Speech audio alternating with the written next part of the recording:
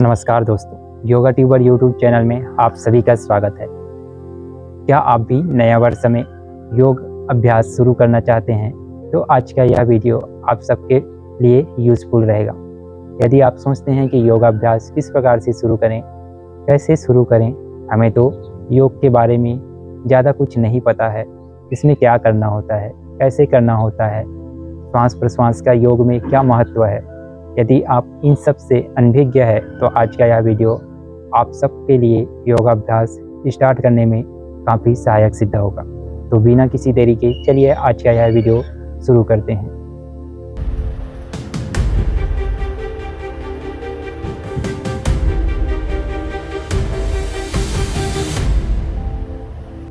यदि आप नए वर्ष में योगाभ्यास शुरू करने का मन बना लिए हैं तो सबसे पहले आपको योगाभ्यास शुरू करने में जो हेल्प करेगा वो रहेगा पवन मुक्तासन भाग 1 का series.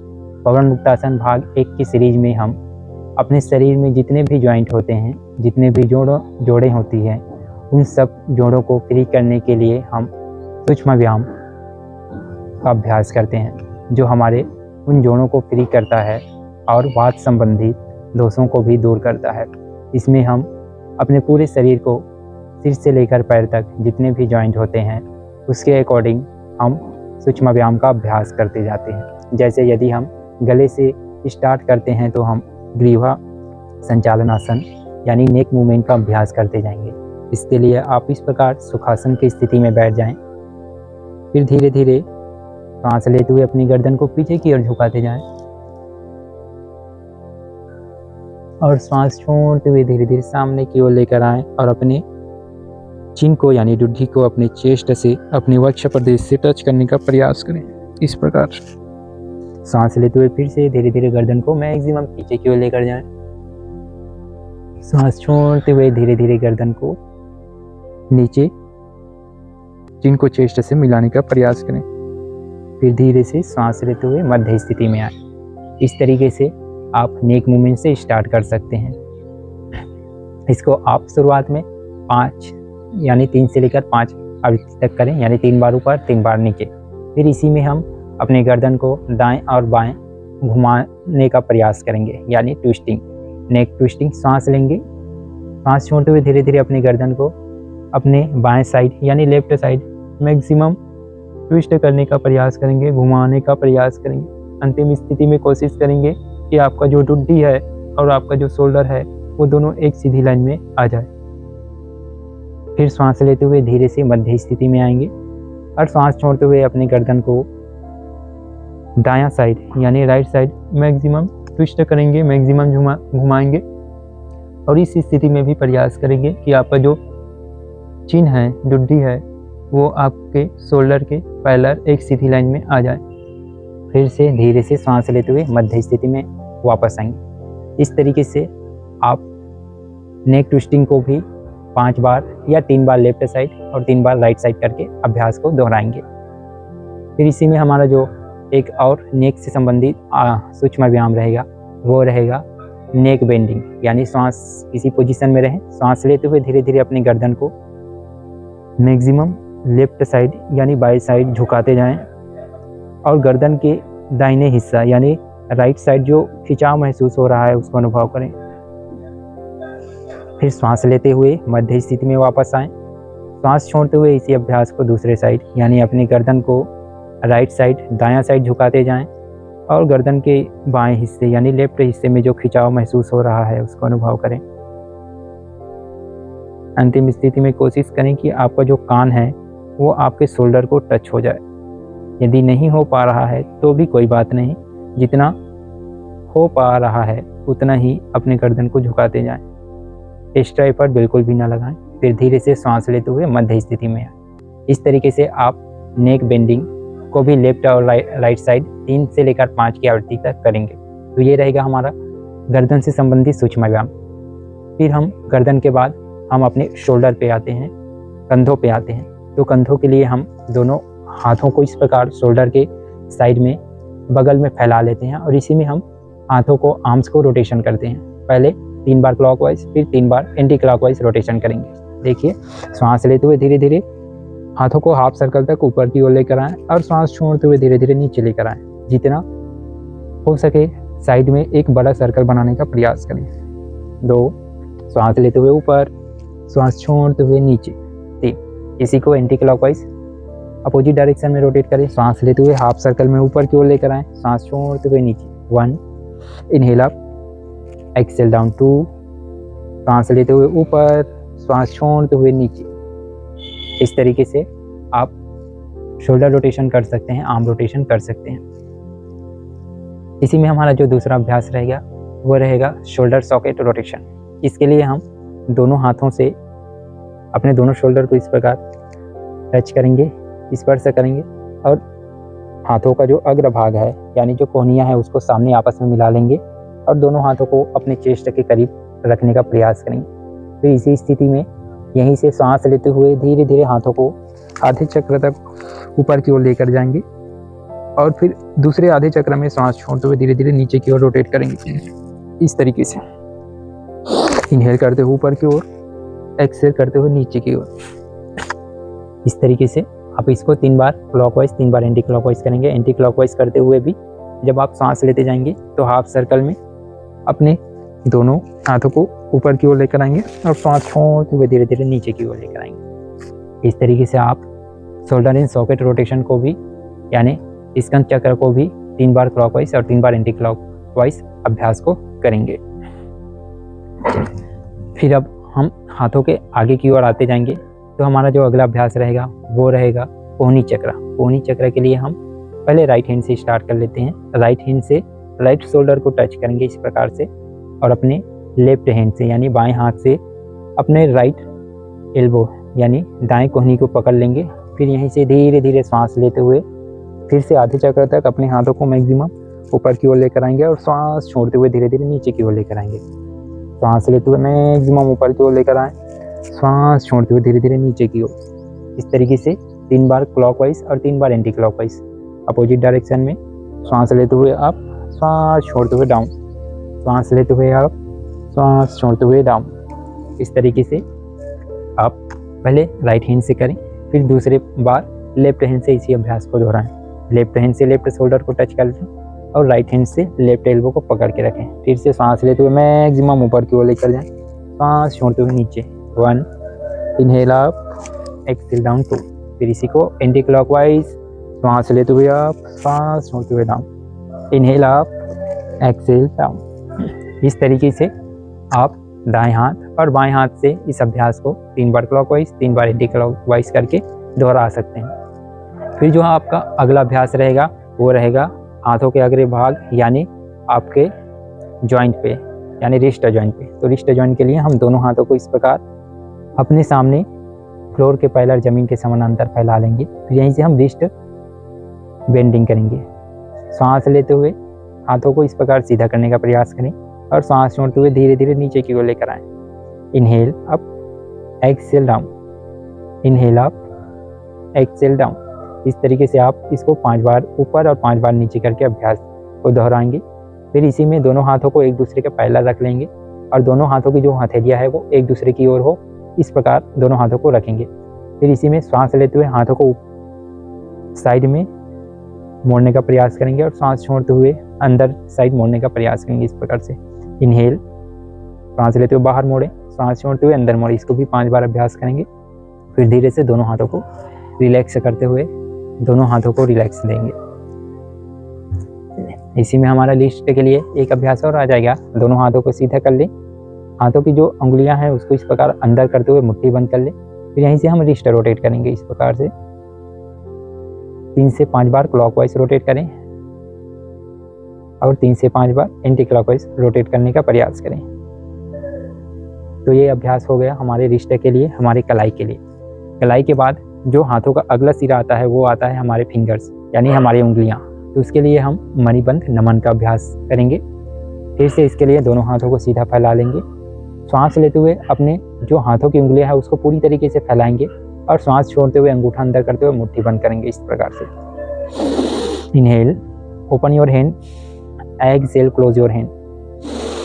Inhale, exhale, inhale, exhale.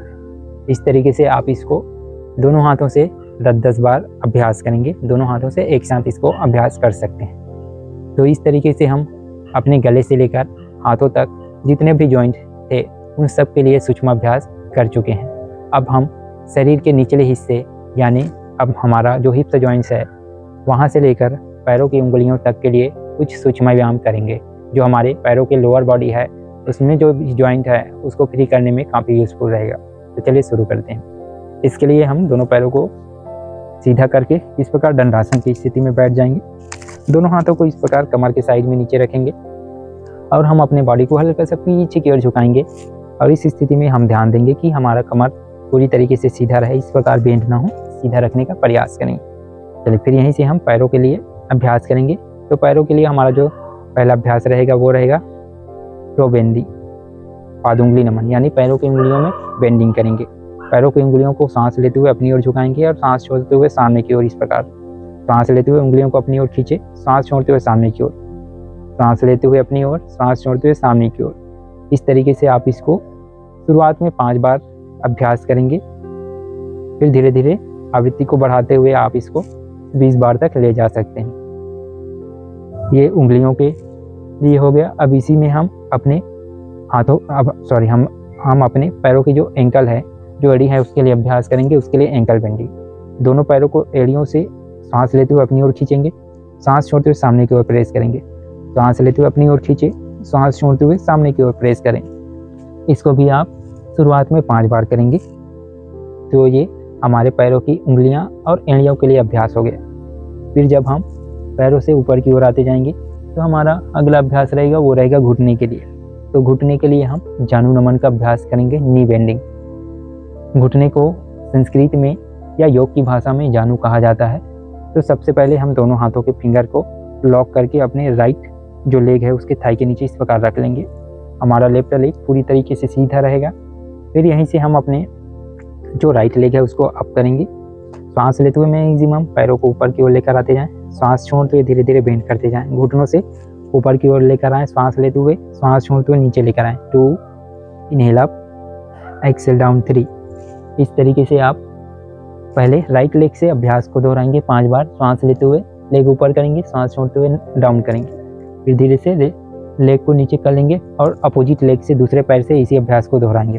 इस प्रकार फिर से फिंगर लॉक करके अपने लेफ्ट थाई के नीचे रख लें, सांस लेते हुए लेग अप, सांस छोड़ते हुए down, inhale up, exhale down, inhale up, exhale down. इस तरीके से दोनों पैरों से अभ्यास को 5 से लेकर 10 तक अभ्यास को दोहराते जाएंगे। ये हमारा घुटने के लिए हो गया। घुटने के बाद हमारा जो अगला पैरों का हिस्सा रहेगा आगे की ओर वो रहेगा हमारा थाई रहेगा। तो थाई के लिए हम एक अभ्यास दोहराते हैं जिसको बोला जाता है जानु फलक आकर्षण। ये हमारे थाई मसल्स को स्ट्रॉन्ग करता है, साथ ही नी पेन और नी जो कैप होता है उसको भी काफ़ी अच्छा होता है, उसके लिए भी काफ़ी यूज़फुल होता है। तो इसके लिए हम सांस लेते हुए अपना जो थाई मसल है उसको कॉन्ट्रैक्ट करेंगे और सांस छोड़ते हुए रिलैक्स करते जाएंगे। इस प्रकार से कॉन्ट्रैक्ट करें, सांस छोड़ते हुए रिलैक्स करें। सांस लेते हुए थाई मसल्स को कॉन्ट्रैक्ट कीजिए और पैरों की उंगली को अपनी ओर खींच के रखें और सांस छोड़ते हुए धीरे से रिलैक्स। सांस लेते हुए कॉन्ट्रैक्ट, सांस छोड़ते हुए रिलैक्स। इस तरीके से आप इसको भी 7 आवृत्ति तक दोहराएंगे। ये भी हमारे नी पेन के लिए काफ़ी यूज़फुल होता है। चलिए फिर हमारा इसी में जो अगला अभ्यास रहेगा वो रहेगा हमारा हिप्स जॉइंट को फ्री करने के लिए, जिसको बोला जाता है श्रोणी चक्र। श्रोणी चक्र के लिए हम अपने जो राइट लेग है उसको फोल्ड करके इस प्रकार लेफ्ट थाई के रूट पे रखेंगे और अपने जो लेफ्ट हैंड है उससे हम अपने राइट जो फिंगर्स, राइट पैर का जो टोस है उसको अच्छे से पकड़ लेंगे और राइट हैंड से अपने राइट नी को इस प्रकार पकड़ के रखेंगे। फिर यहीं से पैरों को हल्का सा उठाते हुए हमारा जो राइट लेग का नी है, घुटना है, उसको लेफ्ट लेग के नी यानी घुटने के पास इस प्रकार लाएंगे। फिर सांस लेते हुए पैरों को मैक्सिमम इस प्रकार रोटेट करेंगे और सांस छोड़ते हुए धीरे धीरे नीचे की ओर लाएंगे। सांस लेते हुए ऊपर की ओर, इनहेल अप, एक्सेल करते हुए डाउन, इनहेल करते हुए आप, एक्सेल करते हुए डाउन। इस तरीके से आप इसको 5 बार क्लॉकवाइज और 5 बार एंटी क्लॉकवाइज रोटेट करेंगे। एंटी क्लॉकवाइज इस प्रकार से 1 2 एंड 3। इस तरीके से ये हमारा राइट लेग से हुआ, इसी को आप लेफ्ट लेग से भी दोहराएंगे। तो इस तरीके से हमारे पैरों का पूरा अभ्यास हो गया है, अपने पैरों के टोज से लेकर हमारे हिप्स जॉइंट तक। फिर यहीं से हम अपने जो ट्रंक रीजन है यानी पेट की रीजन है, पीछे पीठ का रीजन है और हमारे पेट के साइड जो मसल्स है उसमें हल्का सा स्ट्रेच करेंगे ताकि हमारे शरीर में जो भी जकड़न है वो दूर हो। तो सबसे पहले हम अपने हिप्स जॉइंट में और मोबिलिटी लाने के लिए हम हिप रोटेशन करेंगे। हिप रोटेशन के लिए दोनों हाथों को दोनों घुटनों पे रख लें। फिर यहीं से हम सांस लेते हुए धीरे धीरे हिप्स से बॉडी को पीछे की ओर लेकर जाएंगे और सांस छोड़ते हुए धीरे धीरे सामने। इस प्रकार हिप रोटेशन का अभ्यास करेंगे। मैक्सिमम सांस लेते हुए पीछे, सांस छोड़ते हुए सामने। इस तरीके से आप 5 बार पहले क्लॉकवाइज रोटेट करेंगे और 5 बार एंटी क्लॉकवाइज यानी अपोजिट डायरेक्शन में।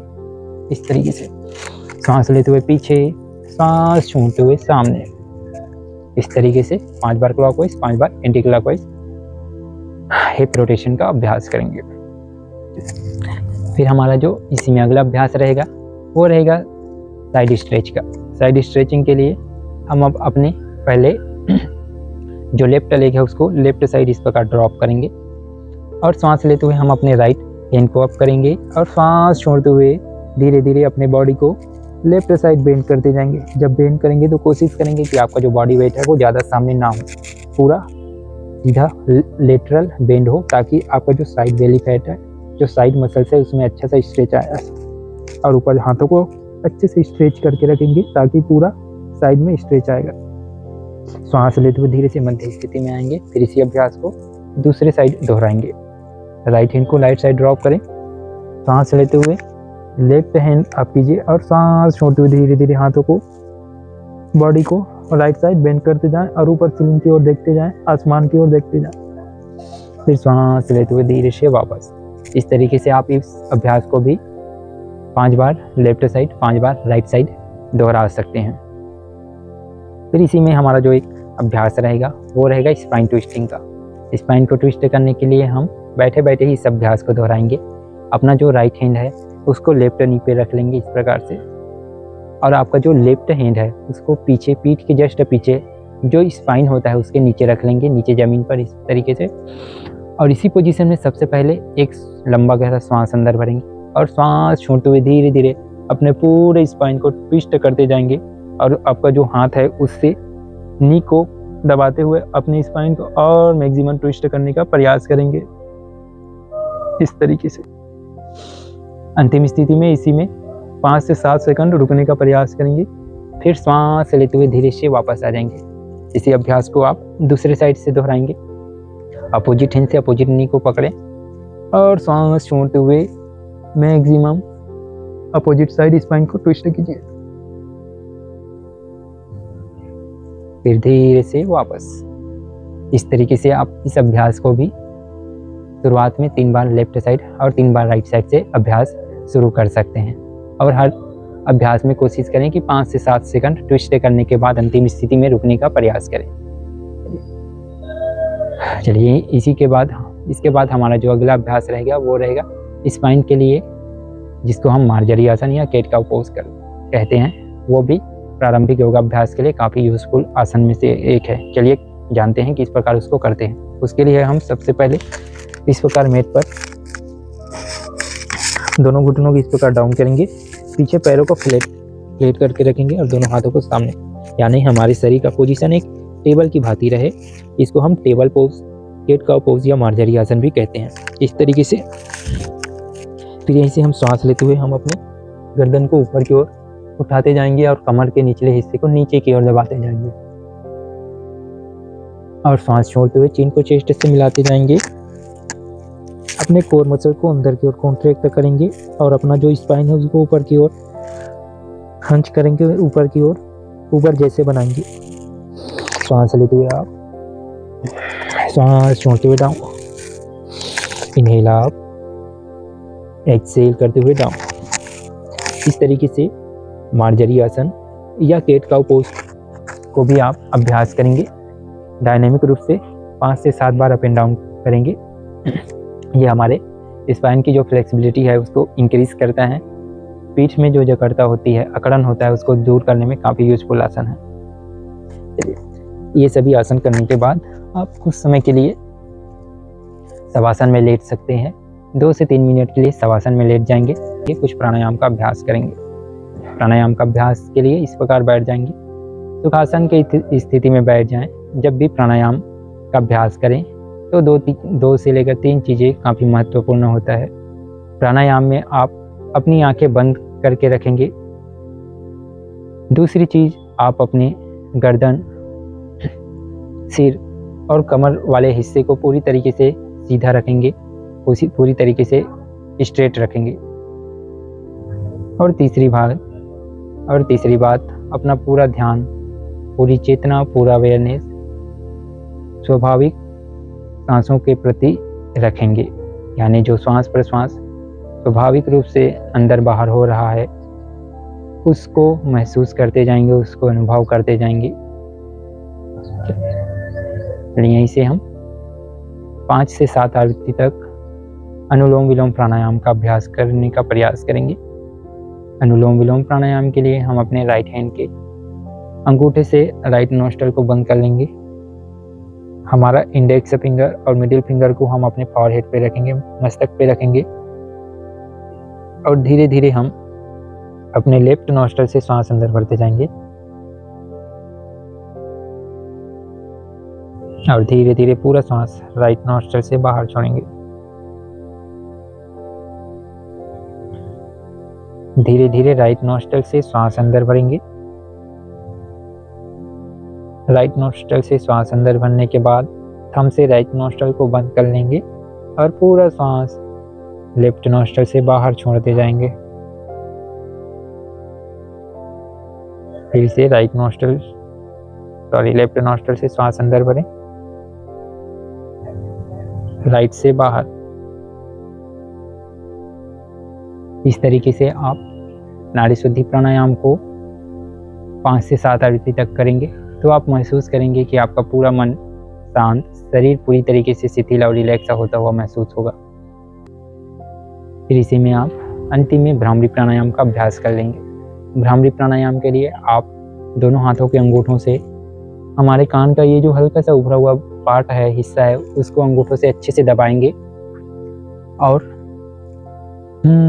इस प्रकार जो जैसे मधुमक्खी साउंड करता है उस प्रकार हम की आवाज़ करते हुए गुंजन करेंगे। जब आप भ्रामरी प्राणायाम का अभ्यास करेंगे तो 2 चीज़ें महत्वपूर्ण हैं कि आप अपने दोनों होठों को बंद करके रखेंगे और होंठ के अंदर जो दांतों की जो पंक्तियां हैं वो आपस में इस प्रकार स्पर्श ना करें, इसका विशेष ध्यान देंगे। दांतों के बीच हल्का सा गैप रहेगा और दांतों के पीछे जो जीभ रहेगा वो उसको ऊपर तालू की ओर फोल्ड करके ऊपर लगा के रखेंगे और होंठ बंद रखेंगे। चलिए देखते हैं 2 से 3 बार भ्रामरी प्राणायाम करके। दोनों कानों को अच्छे से बंद कर ले। एक बार अच्छा श्वास अंदर भरें और श्वास छोड़ते हुए हम का आवाज़ करें।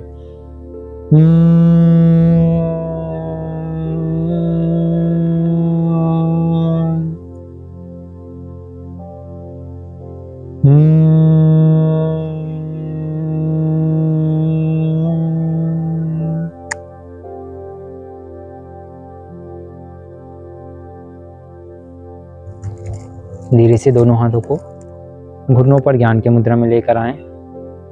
कुछ समय के लिए इसी स्थिति में बैठे रहें। मन में शांति और शरीर में जो शिथिलता का अनुभव हो रहा है उसको महसूस करें। पूरा शरीर को तरोताजा और फ्रेश होता हुआ महसूस करें। फिर यहीं से 3 बार ओम का उच्चारण करें और फिर योगाभ्यास को समाप्त करें।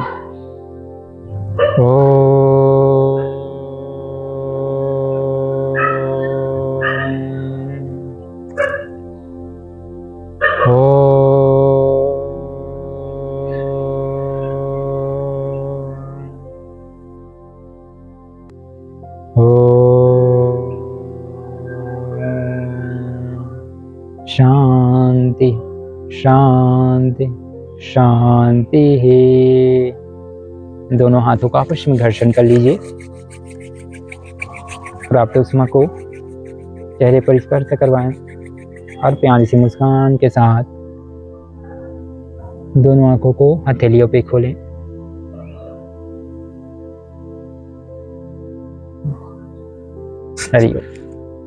तो ये था शुरुआती योगा अभ्यास। उम्मीद है आप इसको रेगुलर प्रैक्टिस करेंगे तो आप नए वर्ष में और अधिक स्वस्थ और अधिक खुशहाल जीवन और यौगिक दिनचर्या से जुड़ पाएंगे। तो आज की इस वीडियो में इतना ही, मिलते हैं नेक्स्ट वीडियो में, तब तक के लिए जय हिंद।